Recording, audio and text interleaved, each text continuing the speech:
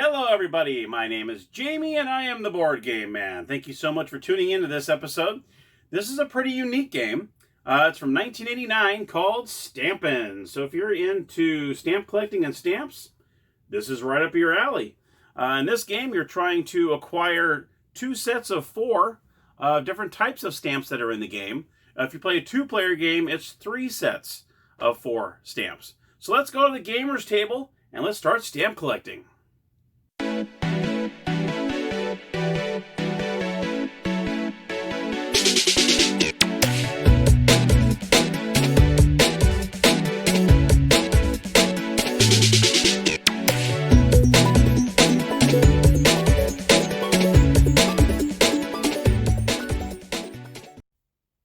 Hello everybody and welcome to the Gamer's Table. Here we are with Stampin'.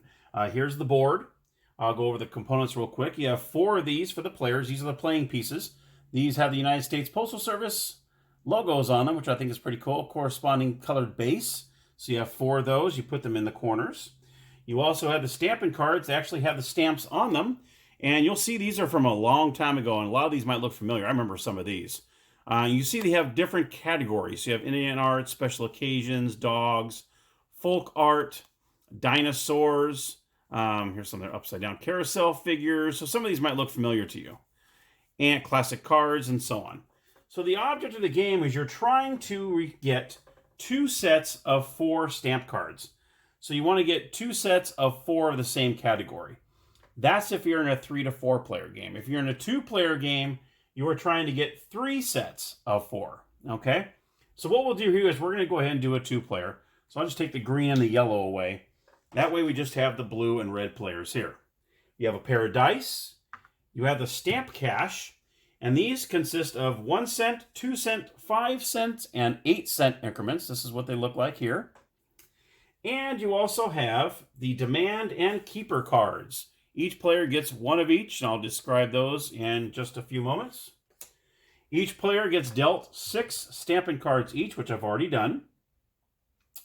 And each player receives 5 of each of the value stamp cards. So you have 5 1 cent, 5 2 cent, 5 5 cents, and 5 8 cents to start off the game.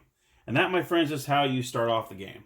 So what you're going to do after all that's said and done, you're going to go ahead and bring your players to the game circle. So what you're going to do is you start off all 4 players being in their corners, and then you bring them in. And then if you're ready to start the game. And you're pretty much what you're doing is you're going around the board, and you're pretty much doing what it says to do on the board. Now, at the very, very beginning, before you even roll the dice of every turn, you have one of 2 choices. You can either just simply roll the dice and move that number, or when you start getting discard piles, you have the choice of either purchasing 1 or 2 of the top cards that are on the stacks. Obviously, the amount of the stamp depends on the value of the stamp. So in this case, this would cost 15 cents to get. This would be 25 cents to get, and so on, 20 cents. So it depends on the value of the stamp that's on the card. You also have 2 wild cards in here as well. So say when it gets to the point when you have 3 of them, 3 of a kind, you can use a wild card.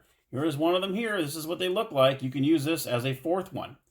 Now, say, for instance, later on in the game, since we're a 2-player game, you need 3 sets of these, and there's only 2 in the stack.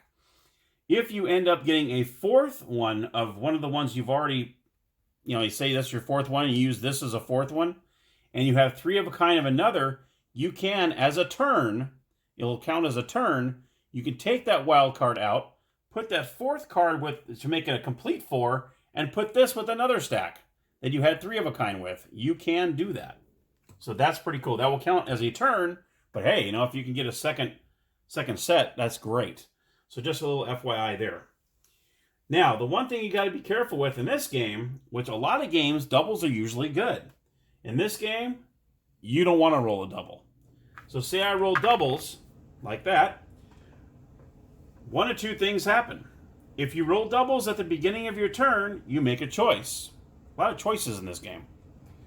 You can either pay the banker 5 cents and roll again, or you just end your turn and stay where you are. So say I want to say I'll pay 5 cents, I get to roll again, okay? And then you're able to roll again, and then you can move on, okay? Or you can just say, you know what, I'm just going to lose a turn, and that's it. So you have two choices. So actually, doubles are not good in this game. So that's one thing you don't want to do. So obviously at the beginning of the game, like a usual game, whoever rolls the highest gets to go first. Okay, so we'll say blue is player 1. So we're going to go ahead and we'll do a couple rolls so I can show you how this works. And then I'll go over the spaces as we go along. So we'll go ahead and do 6. So I'm going to go ahead and go 1, 2, 3, 4, 5, 6. Take 2 stamp cards. So what I'm going to do is I'm going to look at my stash here. And oh boy. And oh, I only have 5. Am I supposed to have? I'm supposed to have 6. I'm sorry. Well, I know that's the wild card. Let's put that on the bottom. Okay, so now I have 6 cards. Okay. So it looks like I don't even have 2 of the same. It looks like I have classic cards, special occasions, Indian art, dogs, wild animals, and cats. So it looks like I don't have any of these that are the same. So what I'm going to do is I'm going to draw 2 stamp. Is it 2? Yeah, take 2 stamp cards. So I'm going to go ahead and take 2. And the most I can have in my hand at one time is 6. So if I take 1 or take 2, I have to discard 1 or 2. I always have to have 6 in my hand, unless I'll tell you in a second when you get 3 of a kind what you start doing. So right now, I have 2 cats now. That's pretty much all I really have doubles of. So I have to, since I drew 2 cards, I have to discard 2 cards. So obviously I want to keep these 2 cats, because I got 2 cat cards now. And I'll go ahead and discard the U.S. mail delivery and wild animals. We'll just do that. So now I still have 6 cards. Okay, and my turn is over.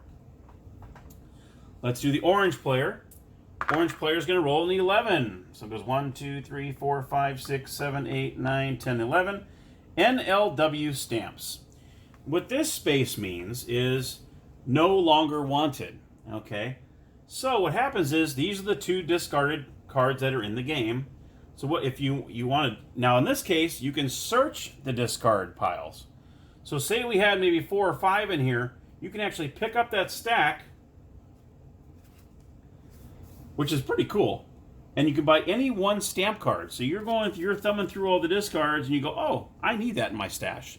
Okay, you can actually pick it up, buy one of them, and it's in your stack.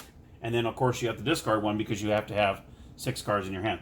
So that's a pretty powerful thing. And NLW stamps, if you saw someone you didn't know you needed it until later on, when you start getting 2 or 3 of the same kind, you're like, oh, I know that U.S. mail delivery's down in there. Well, if you land on this, you can choose any one of these stacks, go through the whole stack, and purchase one of them.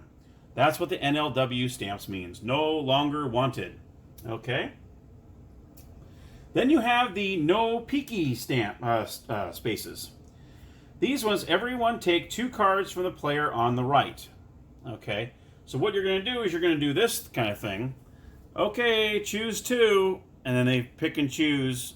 You know, you kind of hold like this, and they pick and choose 2 of them. Okay, and so on.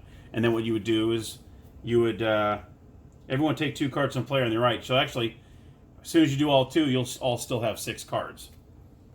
Okay? So that's what the no peeky means, is you're pretty much just blindly showing them face down, obviously, and then they choose. Now you also have other no peeky spaces, like this one here. It says fair trade. Trade 1 card with player on your right. No peeky. Okay. Then you have one over here. Everyone roll dice. Highest and lowest have a 1 card no peeky exchange. That's an interesting one. So you both exchange 1 card by blindly choosing it. Okay. And then here's one here. Everyone takes 2 cards from the player on the left. I think that's the same as over here. And blind trade and so on. So you do have those. You also have the generic take 2 stamp cards, which I showed you over there. You also have stamp cash. Now stamp cash is different. Every one of these is a little different. Some of these, like this one for instance, 0 for 7. So it says roll dice. 2 to 6 you get 8 cents. 8 to 12 you get 8 cents. 7 gets zip, so you get nothing. This one says roll dice twice for a 7. If you roll the dice twice, you manage to roll 7 one of those 2 rolls, you receive 10 cents, and so on. Fast cash. This one you receive 1 cent, 2 cent, 5 cent, and 8 cent bills. So you didn't have to roll the dice for that one, it just gives it to you. So each one of them is different. So that's what those are. You also have the stamp auction spaces. Now what happens there is you turn over the top card on the deck, so you'll turn it over, and you'll start an auction. Everyone can bid for the card until the highest bidder remains, who pays the banker, acquires the card, and then obviously you have to discard a card because you gained one. The minimum bid is 10 cents. If nobody wants to bid on the card, and then you just discard it on the discard pile, just like that. Okay, and then you're done. Okay? And now let's go over the keeper and demand cards. These are these two cards I showed you at the beginning. I want to show you what these are all about. The keeper card. What happens here is when you don't want to follow the instructions on a space. Okay, say there says, oh, you got to take 2 cards, whatever. If you don't want to do it, all you do is you play this card. So it says, when you don't want to follow the instructions on a space, you may give 1 keeper card to the banker and end your turn. Or, when you don't want to trade or exchange a stamp card at the request of another player, give 1 keeper card to the banker, which ends the player's turn. Okay, so you don't want to switch with, say, you want to switch with one person. Nope, I don't want to do that. I want to keep what I have. And you play this card, and that's it. So you only have 1 per game. The demand card. Here's the demand one. You get 1 of these in the game as well. You may use a demand card when you want to ask another player if he or she has a certain category of stamp card in his or her hand. If they do, they must give you all the cards of that category in exchange for cards of your choice from your hand. Okay? So say you needed, like for instance, I would probably ask for cats because I have 2 cats in my collection here. And say, that person had 2 cats, they would have to give me all the cats that they have, and I would give them 2 other cards like so. Okay, that's how the demand cards work. Now, a keeper card cannot stop a demand card. So if there's a demand made, you can't go, nope, sorry, keeper, nope. That's the only time this doesn't work, is if a demand card was played. So you must do that. And then obviously you give this to the banker once it's used. So then what happens is, once you get 3 of a kind, so say player 2 has these cards here, and they have stamp collecting. Say they have 3 stamp collectings here. See they have 3 of a kind?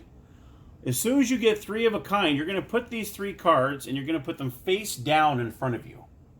Like so. And then you're going to draw 3 cards from the pile. Now that will count as your turn. Okay?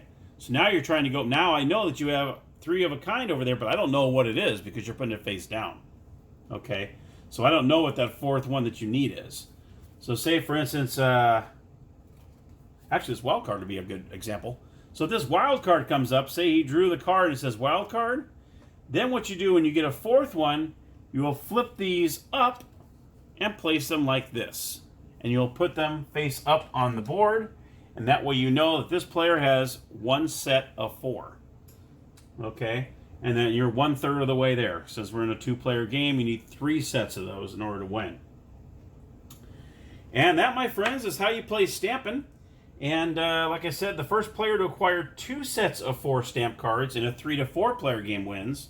And if you're in a 2-person game, the first player that collects 3 sets of 4 wins the game.